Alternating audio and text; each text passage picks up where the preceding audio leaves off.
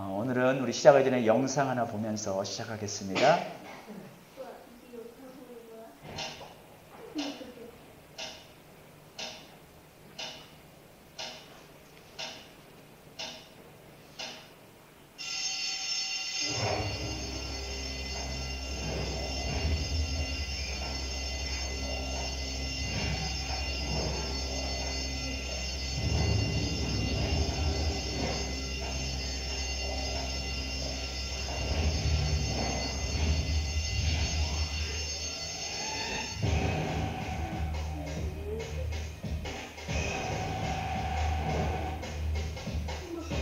네.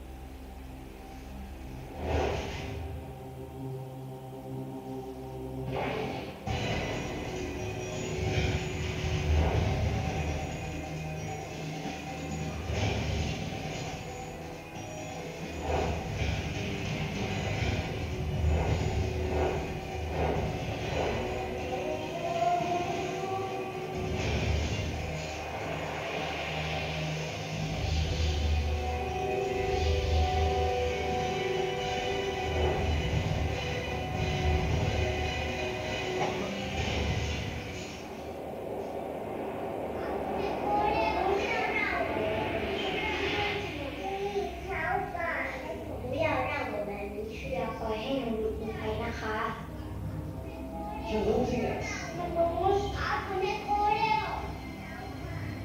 You're losing us. 对，нам допоможете?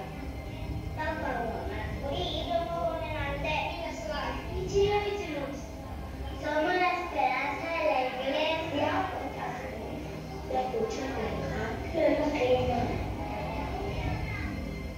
Don't read us.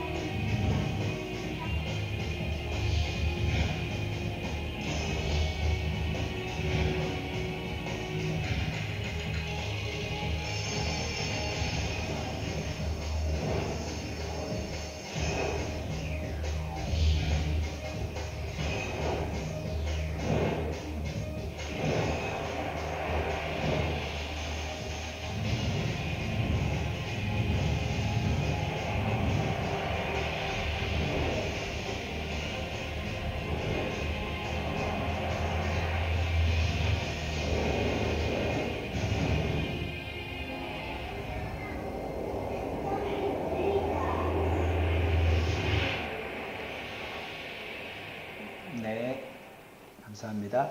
네, 불을 좀 켜주시겠습니까?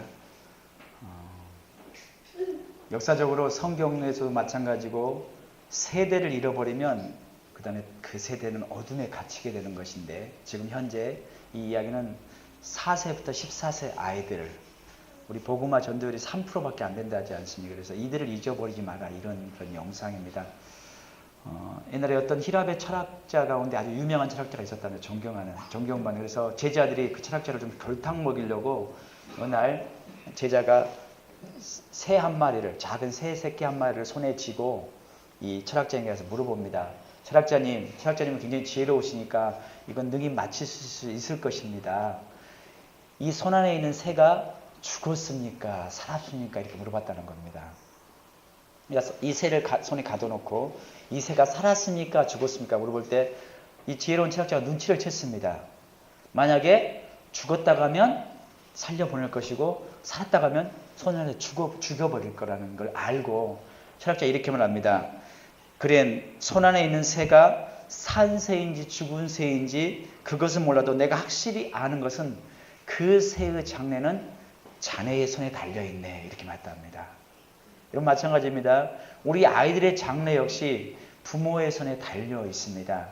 우리가 지금 교회에 아이들이 없다 이런 정도의 수준으로 생각할 수가 있습니다. 여러분 그런 정도의 가벼운 수준으로 생각해서는 안 되는 시기가 이제 왔습니다. 우리 아이들이 교회를 떠나는 문제가 중요한 것이 아니라 이 아이들이 교회를 떠남으로 말미암아 다음 세대를 이끌어갈 리더가 되지 못하기 때문에 다음 세대가 어둠에 갇힐 수 있다는 겁니다. 여호수아 다음에 지도자가 없었기 때문에 사사기로는 어둠의 시대가 오는 것이고 그런 것처럼 우리의 세대도 마찬가지입니다.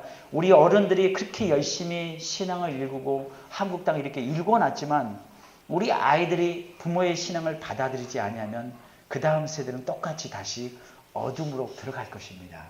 여러분 세상에 돈이 없어서 어두워지는 게 아닙니다. 똑똑한 사람이 없어서 어두워지는 게 아닙니다.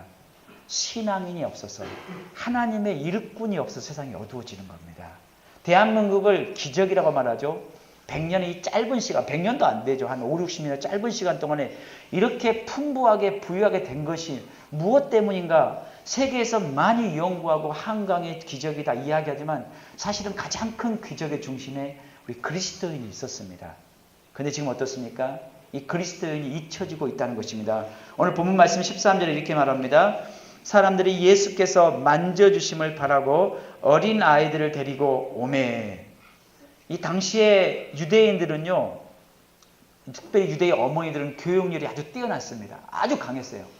그래서 특별히 이 유대 어머니들은 랍비 중에 훌륭한 랍비가 있으면 자기 자녀를 데려다가 안수를 받았어요. 축복을 빌어달라고 기도를 받았다는 겁니다. 그래서 그런 마음은 똑같이 예수님께서 훌륭한 선생님으로 보이니까 이 어머니들이 어쩝니까? 자녀들을 데리고 지금 예수님께 온 겁니다. 내 아이들을 좀 축복해 주십시오. 유대인들 여러분 그 교육열은 세계가 다 알아주지 않습니까? 근데 유대인들의 교육열과 대한민국의 교육열이 좀 비슷합니다. 그죠? 자녀에 대한 그 교육의 투자는 세계 어디에도 뒤지지 않습니다. 뭐가 다른가 봤더니 똑같이 교육열이 뛰어난데 유대인들은 그 교육의 핵심에 뭐가 있냐면 반드시 말씀이 있습니다. 하나님을 만나는 것, 말씀을 아는 것을 가장 중심에 둡니다. 그래서 유대인들은요, 학교 공부의 그 과정 중에, 커리큘럼 과정 중에 가장 첫 번째가 뭐냐면 말씀을 암송하고 배우는 겁니다. 그들이 성인식을 하는 13살이 될 때까지 그들은 성경 몇 권을 암송할 정도로 그 교육의 핵심에 있습니다. 대한민국이 역시 대단한 교육열을 가지고 있습니다. 그 교육의 중심에 뭐가 있습니까? 영어가 있고 수학이 있습니다. 똑같이 부모들이 교육에 열심을 갖기는 하지만은 그 중심에 교육력의 중심에 유대인들은 하나님이 있고 우리는 어떻습니까? 다른 게 있다는 겁니다. 그 차이가 어떤 걸 가져오느냐? 여러분 유대인들은 알다시피 어떻습니까? 2000년이 넘도록 나라를 빼앗겼지만 결국 어떻습니까? 1948년도에 그 긴 시간 동안 나라 없던 그 민족이 다시 나라를 회복하고 지금도 세계에서 가장 강력한 나라가 되어 있습니다. 그들이 영어를 잘해서가 아닙니다. 그들은 온전히 신앙생활, 하나님을 믿는 신앙을 가르쳤기 때문에 이것이 되었다는 것입니다. 마찬가지입니다. 오늘 예수님께 이 엄마들이 예수님에게 복을 받고자 데리고 왔는데 문제를 무엇입니까? 예수님의 가장 가까이 있는 제자들이 오늘 13절 마지막에 데리고 오매 제자들이 꾸짖었다라고 말하고 있습니다. 예수님께 축복을 빌기 위해서 데리고 왔는데 제자들이 예수님께 가는 것을 가로막았다는 겁니다. 여러분, 예수님께서 그걸 보시고 14절에 예수께서 보시고 노하시어 이르시되, 여러분 노했다는 말씀이 아주 중요합니다. 예수님께서 성경에서 보면 분노하신 장면이 별로 없어요. 성전에서 예수님께 분노하시고 오늘 본문에서 분노하십니다.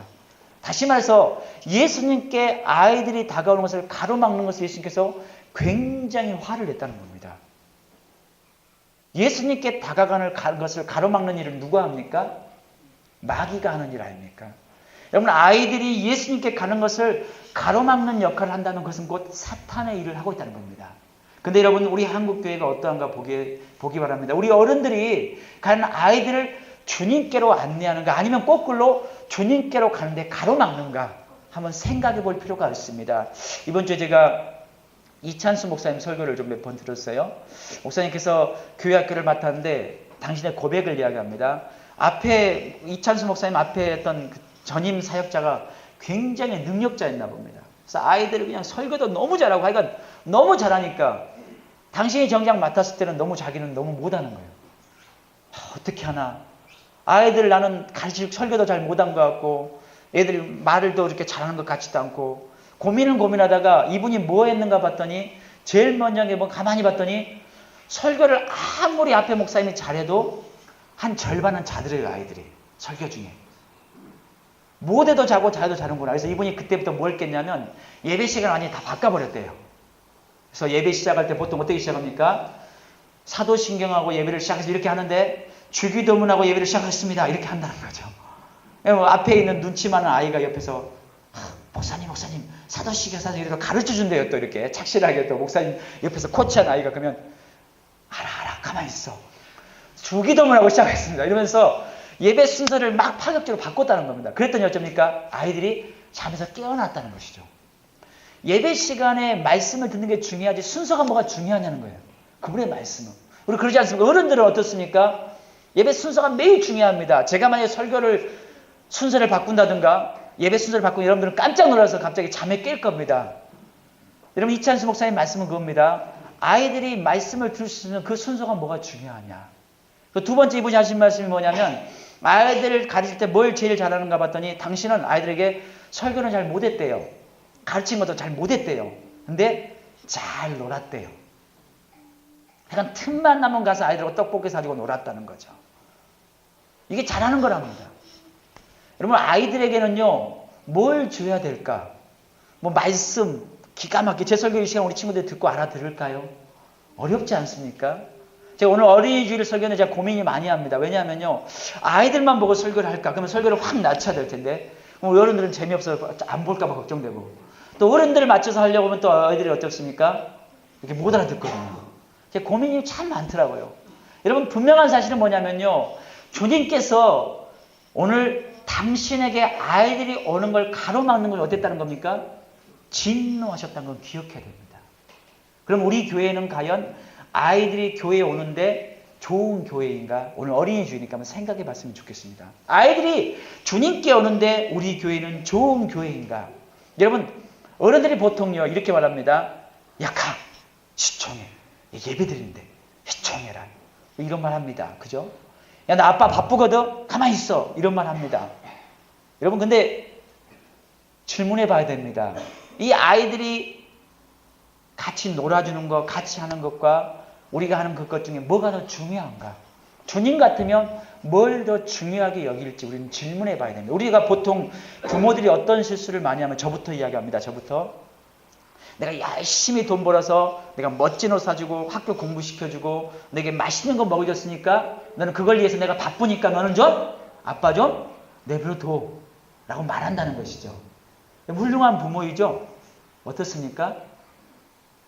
어린이날이 되면요 TV 뉴스에서 반드시 이런 인터뷰를 합니다. 아이들에게 네 소원이 뭐야? 그럼 아이들이 어떻게 답한지 아십니까? 90% 가까이 네? 아빠가 놀아주는 거랍니다. 희한합니다. 우리는 아이들을 위해서 모든 시간과 노동과 정신과 모든 에너지를 다 투자해서 열심히 아이들을 잘 되게 하기 위해서 돈을 벌고 바쁘게 사는데 그 바쁜 시간 좀 사고 싶다는 거죠, 아이들은. 여러분, 예수님도 마찬가지라고 우리에게 말하고 있다는 겁니다. 우리 교회가 아이들이 오는 교회가 되기 위해서 우리가 뭘 양보해야 될지 오늘 생각해 볼 필요가 있다는 겁니다. 아이들이 이 교회에 와서 신나게 놀고 재밌게 뛰어놀아도 좋은 교회인지, 그죠? 때때로 아이들이 우리 교회에 와서 막 시끄럽게 하면 우리 성도님들 저한테 미안해가지고 목사님 죄송해요. 아들 시끄러. 저는 하나도 안 죄송하다고 말합니다. 왜냐하면 아이들은 정상적으로 건강하다는 증거를 보여주고 있고, 그죠? 건강한 아이들이 뛰어들거든요. 안 건강한 아이들 어떻습니까? 가만히 있습니다. 예배 시간에 아이들이, 특별히 유치원생 5살, 6살짜리 아이들이 얌전히 앉았다면 그건 기적입니다. 그죠? 기적이죠. 엄청 어려운 일을 하고 있는 거예요. 둘 중에 하나입니다. 아이가 아프거나 아마 엄마 아빠 눈치 보고 얌전해지거나. 근데 사실 정상적인 아이는 어떻게 하겠습니까? 막 떠들겠죠. 가만히 못 앉아 있겠죠. 근데 이게 아주 잘하는 거라는 거죠. 근데 우리 부모들이 어떻습니까? 그런 아이들에 대해서 넌 아직 어리니까, 넌 아직 미숙하니까, 네가 아직 내 마음 모르니까 라고 하면서 무시하고 조용히 해라고 말한다는 것이죠. 예수님 그것이 좋아하지 않는다는 겁니다. 두 번째, 오늘 본문에 보면요, 사도들이 예수님께 오는 걸 왜 막습니까? 사도들 입장에 생각해 봅시다. 사도들이 예수님께 오는 걸 왜 가로막았을까요? 어린아이들은 예수님 일을 방해할까 봐. 예수님 지금 너무 중요한 일하고 있어요. 어떤 중요한 일? 병든 자를 고치고 말씀을 가르치고 귀신을 쫓는 엄청 중요한 일 하니까 너희들 오면 방해되니까 야 가. 지금 예수님이 얼마나 중요한 일. 조용해. 지금 이렇게 하고 있는 거예요. 그죠? 예수님 뭐라는 겁니까? 그보다 더 중요한 게 뭐라는 거예요? 아이들이 내게 오는 거라는 겁니다. 예수님이 지금 하고 싶은 일이 뭐냐면요, 아이들이 교회에 올 수 있다면 내가 하는 그 모든 일을 다 안 해도 된다는 겁니다. 이찬수 목사님 말씀처럼 예배 순서가 중요한 것이 아니라 아이들이 예수님 만날 수 있다면, 여러분 우리가 예수님 만날 수 있고 말씀을 들을 수 있다면 무슨 순서가 중요합니까? 그죠? 순서는 우리가 정한 것뿐입니다. 왜요? 질서 있게 예배 드리기 위해서. 때때로요, 그게 주님께 가는데 방해된다면 그것도 깨야죠. 오늘 제자들은 그런 겁니다. 지금 예수님이 너무 중요한 일. 여러분, 예수님은 지금 제자들 입장이 어떻습니까? 지금 이스라엘을 구원자로 온 거예요. 나라를 구하고 세상을 구원할 구원자가 할 일이 얼마나 많습니까? 그러니까 어째요? 야, 이놈 너 좀 비켜봐. 이겁니다. 선거철만 되면 그 대통령 후보들이 꼭 어떻게 합니까? 아이들을 떡 안습니다. 그죠? 그리고 꼭 사진을 찍습니다. 희한한 건요, 선거철이 끝난 다음에 아이들 안고 사진 찍은 대통령을 본 적이 별로 없어요. 그죠? 평상시 아이들을 어떻게 생각하는가를 알 수가 있다는 거죠. 진짜로 아이들을, 약한 사람을 생각했다면 선거철만 되면 아이들 가서 안아주고 선거철 되면 시장 가서 국밥 말아먹지 말고 평상시에 그럴 수 있느냐? 여러분, 그러지 못합니다. 왜요? 그게 마음이 다른 데 있거든요. 어른들이 사는 일이 너무 중요하니까 너희들은 어째요? 너 가만히 있어. 너 이렇게 떠들어. 너의 방해. 이렇게 한다는 것이죠. 근데 주님은 어떻다는 겁니까? 그게 아니라는 겁니다. 막지 말라는 겁니다. 아이들은 뛰어놀 수도 있어야 되고, 때로 어쩝니까? 아이들은, 죄송합니다, 제가 아이들 보면 어떤 기적을 보게 되냐면요, 이렇게 막 예배 중에 설교하면요 딴짓해요. 제가 우리 아들하고 많이 확인해 봤어요. 대부분 안 들어요, 설교를. 되게 기분 나빠요, 설교자로서. 집에 가서 물어보면 뭔 말인지 다 알아요. 우리 어른들은 어떻습니까? 설교 시간에 잘 듣는 것처럼 앉아 계셔요. 그죠? 끝나고 물어보면 뭔 말인지 몰라요. 참 딜레마입니다. 어떤 게 더 좋은지 모르겠어요. 아이들은 딴짓하는데 능력이 좋아가지고 딴짓하면서 다 들어요.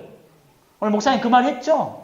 저희 아들이 너무 잘 알아요. 어릴 때 보니까. 나는 우리 아들이 너무 딴짓을 많이 하고 막 산만하다고 난 걱정했는데 알고 봤더니 다 듣고 있었어요. 알고 봤더니 아빠 설교가 재미가 없었던 거예요. 내가 잘못해놓고 야단쳤던 거죠. 여러분, 그렇습니다. 예수님도 마찬가지라는 거죠.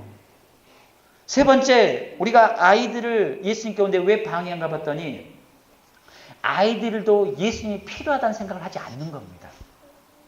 지금 우리 한국교회 신앙에 믿는 부모들이 무슨 착각을 하고 있냐면요.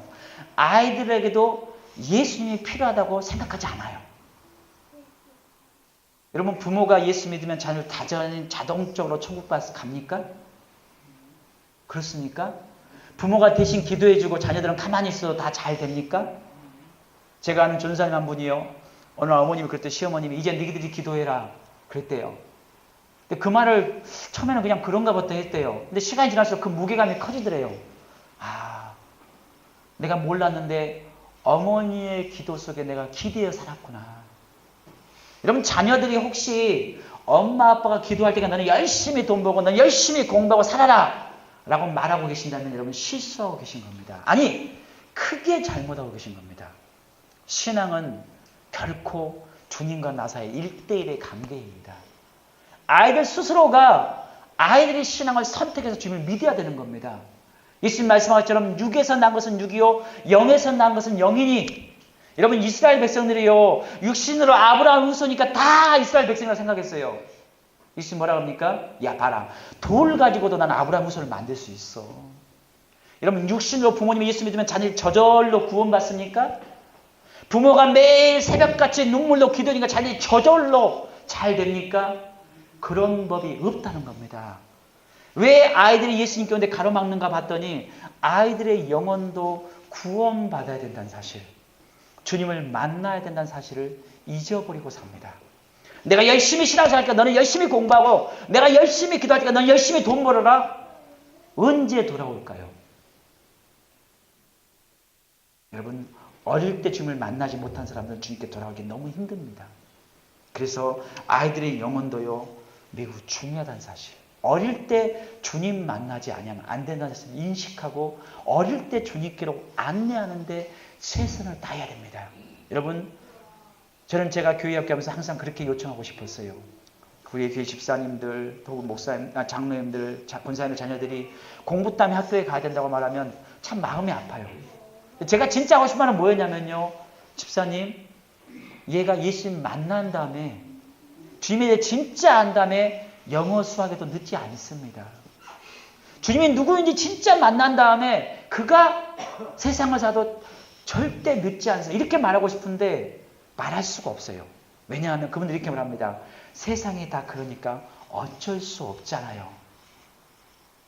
여러분 어쩔 수 없다고 아이들을 다 양보했더니 어쩝니까 지금? 아이들이 다 세상을 떠나가지고 교회에 오지 않습니다. 주님을 만나지도 않습니다. 변화되지도 않습니다. 그랬더니 어쩝니까 지금? 우리 한국교회 한 세대가 동그랗게 비어버렸어요. 40살 그 이상의 성도는 있는데 30대, 20대, 10대 내려오면 성도가 없어요. 다 비어버린 거죠. 이들이 다 어떻게 하고 있습니까? 세상에서 열심히 공부하고 열심히 죽자사자 아이들 사이에 경쟁사에 살다가 못 살겠다고 지금 어쩝니까? 아우성을 치고 있습니다. 대한민국을 그 애들이 말합니다. 헬조선이다. 지옥과 같다. 왜요? 하나님을 만나지 못했기 때문입니다. 오늘 예수님이 이렇게 말씀하십니다. 14절에 다시 봅니다. 예수께서 보시고 노하시어 이르시되 어린 아이들이 내게 오는 것을 용납하고 금하지 말라. 하나님의 나라가 이런 자의 것이니라. 아멘. 하나님의 자가 누구 것이라고요? 어린아이와 같다. 여러분 이 말씀은 오해하기 쉬운 게 뭐냐면요. 어린아이들은 다 천국 간다 이렇게 하면 안 됩니다. 성경에서 여러분 구원을 어떻게 받습니까? 오직 믿음으로 받습니다. 회개하고 예수 그리스도의 십자가의 구속을 받은 자만 구원받습니다. 어린아이니까 난 순진하니까 천국 간다 이런 말은 성경에 없어요. 그죠? 우리는 그렇게 생각합니다. 아이들은 착하니까 천국 간다. 없습니다. 여러분 아이들이 진짜 착한가요? 아이들 키워보니까 아이들 착한 것 같아요? 안 착한 것 같아요? 네? 우리보단 착하죠. 근데 악의 본성이 안 보이신가요? 대성자 어거스틴은요 자기의 그 고백로 이렇게 말합니다. 내가 엄마 젖을 빨 때부터 내 안에 악함을 발견했다. 이기적이고요. 자기 중심적이고요. 그런데 어떻습니까? 그게 아직 어른처럼 드러나지 않았을 뿐이죠.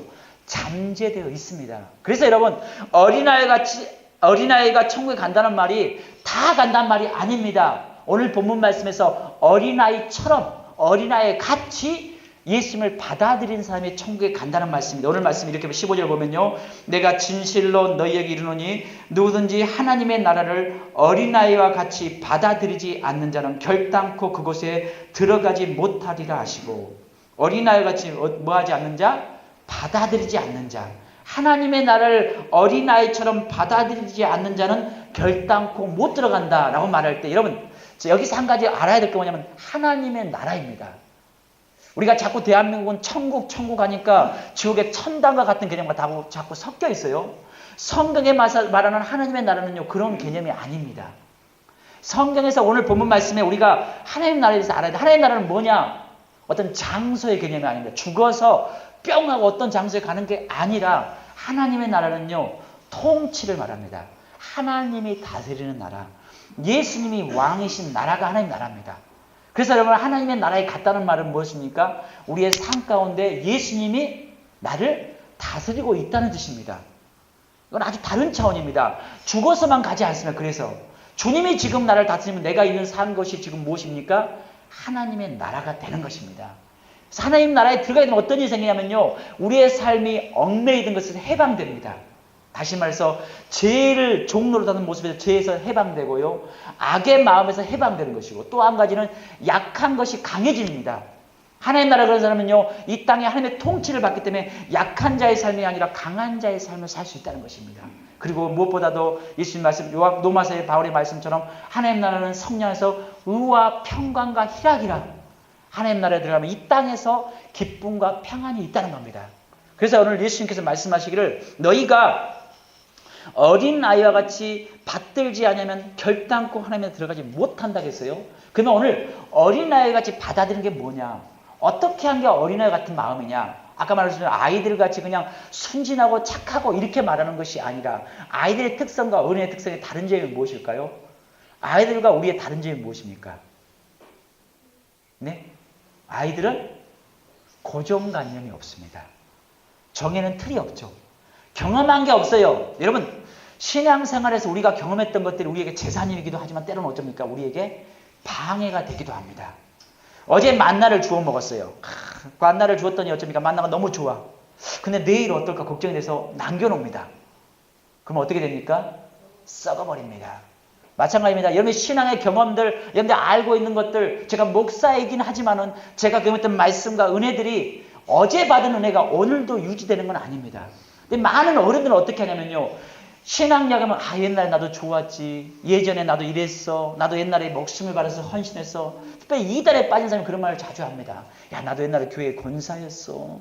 지금은 아니거든요. 신앙은 언제나 예수님의 다스림 안에 오늘 거하는 게 하나님 나라에 거하는 삶인데, 옛날 이야기만 자꾸 합니다. 아이들은 그렇지 않습니다.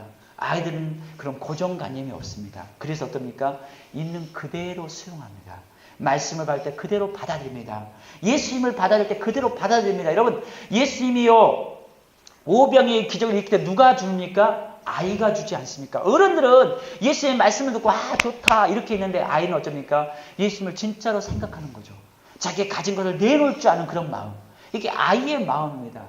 여러분, 신앙생활을 정말 잘하면요, 우리의 마음이요, 어른의 마음이 아니라 아이로 자꾸 돌아가야 됩니다. 아이와 같은 마음.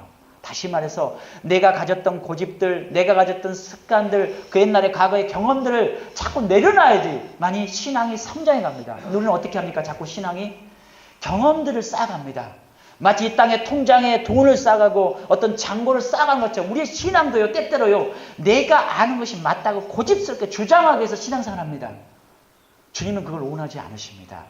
제가 이제 앞으로 사도행전에서 말씀드리겠지만요, 여러분, 우리의 신앙이요, 살아있는 신앙, 하나님의 나라의 다스림을 받는 신앙은 뭐냐면요, 지금 현재 주님과 나 사이가 어떠한가를 매일 봐야 됩니다. 지금 말씀을 듣고 있는가? 지금 주님이 내게 구세주가 되는가? 지금 내가 지금 순간에 예수님이 없이 난 못 사는가가 신앙이 매우 중요합니다. 내가 목사가 됐으니까 안전하지 않다는 것입니다. 오늘 예수님 말씀하는 건 그것입니다. 너희가 어린아이처럼 하나님 나라를 받아들여라. 조건 없이, 고정관념 없이, 그렇지 아니하면 하나님 나라에 들어갈 수가 없다는 겁니다. 여러분, 매일매일 순간순간 우리는 하나님 나라에 들어가야 됩니다. 그분과 매일 가까워지기 위해서 우리는 어쩝니까? 나의 과거의 것들을 자꾸 깨뜨리고 부숴야 됩니다. 때때로 신앙을 하다 보면요, 상처 때문에 주님을 못 만나기도 하고요. 때때로 접니까? 내가 옛날에 대단히 훌륭하게 예수를 잘 믿었다고 못 믿는 사람이 있습니다. 상처라는 것이 어둠의 나를 가로잡혀가지고 어쩝니까? 나는 이래서 예수를 못 만나기도 하고, 거꾸로 난 너무 잘했으니까 예수를 못 만나기도 합니다. 이 두 가지가 다 정벽입니다. 아이들은 그렇지 않습니다. 아들은요, 과거와 미래 중에 항상 현재로 다가갑니다. 아이들은요, 아무리 작은 것도 그들은 신나게 놀잇감이 되기도 하고요. 아무것도 아닌 것도 아이들은요, 즐거워할 줄 안다는 겁니다. 우리는 어떠합니까? 오늘 말씀이 말하기를, 여러분, 우리가 아까 영상에 본 것처럼요, 믿음은요, 참 가만히 보면 40이 넘어가면 변하기가 참 어렵더라고요. 저도 그래요. 40이 넘어가면요, 바뀌기가 참 힘들어요. 왜냐면요, 이제 안전하고 싶고, 고집스럽게 내가 이걸 뭔가 안주하고 싶거든요. 근데 성경이 요청하는 믿음은 뭡니까? 85세인 아브라함도 고향을 떠나야 되거든요. 어린아이 같은 신앙은 곧 뭐냐면요, 언제나 떠날 준비가 되어 있는 신앙입니다. 내가 안주하고 내가 안전하다고 여기던 그런 고정관념, 전통적인 습관, 혹은 때로는 예보의 폼, 이것까지도 다 깨뜨리고 나아가지 신앙은 성장합니다. 그래서 아이들이 잊혀지는 세대는 불행한 세대입니다. 4살부터 14살, 이 아이들, 사실은 가장 잊혀지는 아이들을 제가 보니까 이 20에서 25살입니다. 3%가 안 돼요. 이 아이들의 복음 전도율이. 근데 우리 어른들이 지금요, 이렇게 말합니다. 다 이렇게 말합니다. 우리 아이들 교회에 지금 뭐 없어서 걱정이다. 이렇게 말합니다. 근데 아까 봤죠? 정작 우리 교회 예산이라든가 모든 프로그램이나 모든 관심이 아이들이 중요하다고 하는데 실제적인 물질이라든가 프로그램을 아이들에게 쓰는 게 없어요. 우리 총회를 봐도. 다음 세대를 위해서 그렇게 열심히 투자하고 공부하는데 가해하는데 수십만 원씩 투자하고 수백만 원씩 투자하면서 사회 공부, 국어, 영어, 수학에는 그렇게 투자하면서 아이들이 말씀을 배우고 신앙을 배우는 데는 투자하지 않아요. 그러니 어쩌니까 저절로 아이들이 교회에 없어진 것입니다. 우리가 한번 생각해 볼 필요가 있습니다. 오늘 예수님 말씀하십니다. 어린 아이들이 내게 오는 것을 금하지 말아라. 이것은 주님이 진노하신 일입니다. 오늘 마지막으로 일리엄 워즈워즈가 쓴 우리가 여러분 잘 아는 어린이는 어른의 어버이라는 그런 아버지라는 그런 시를 한번 읽어보고 말씀을 마치겠습니다. 하늘의 무지개 바라보면 내 가슴은 뛰느나 어렸을 적에도 그래였고 어른인 지금도 그러하네. 나이가 들어도 그러하길 아니면 죽어도 좋으리. 어린이는 어른의 아버지. 내 생활이 자연을 경외하는 마음으로 하루하루 이어지기를. 여러분, 우리의 신앙이 이 시처럼 아이와 같은 신앙이 계속해서 반복될 때 천국을 소유한 자가 될 줄로 믿습니다. 기도하겠습니다.